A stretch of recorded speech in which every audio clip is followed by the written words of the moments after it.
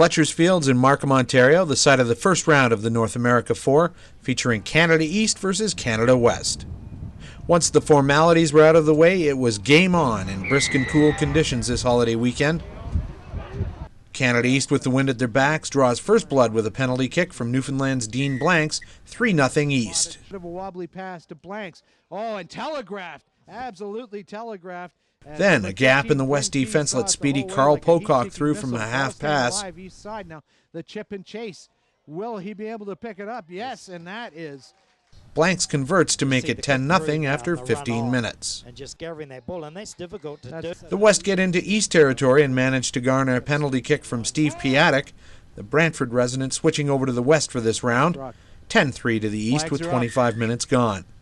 Then look at this big break. This time it's outside center Rob Wilson finding the space he needs. He touches down. The score is 15-3 at halftime. Second half, the East with the wind in their face, they start to struggle at the breakdown and give away the penalties. In fact, 4 in the second half. This one draws them even at 15-15 with 8 minutes to go.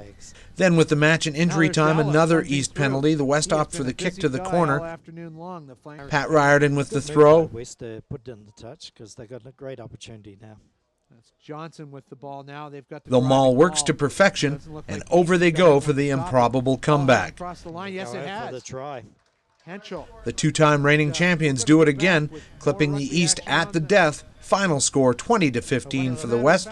Here is some reaction. I think it was a combination of we had the wind at our back now, and we saw what worked in the first half, we saw what didn't, and we decided to just concentrate on what was working and keep going with it, and I think that's what made the difference there, yeah.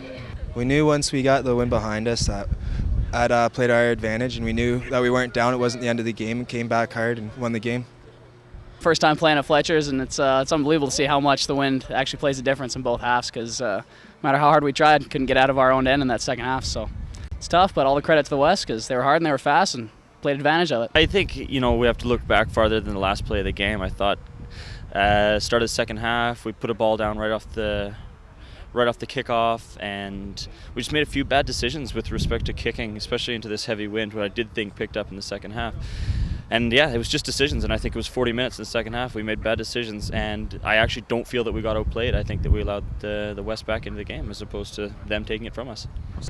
With the last play of the game, it's amazing how we managed to do that. I think that's my work with the NA4 Canada East team, I think, what's that, 4 or 5 times? Last play of the game. It's remarkable stuff. That's one of the things that makes rugby so unique is after the game, you shake hands, forget about it, and have a beer. Next round of the NA4 taking place at Shawnigan Lake on Vancouver Island when the U.S. Hawks and Falcons come to town, and it will be crossover action that whole week in July. For more information, visit narugby.com. In Markham, Doug Cross reporting.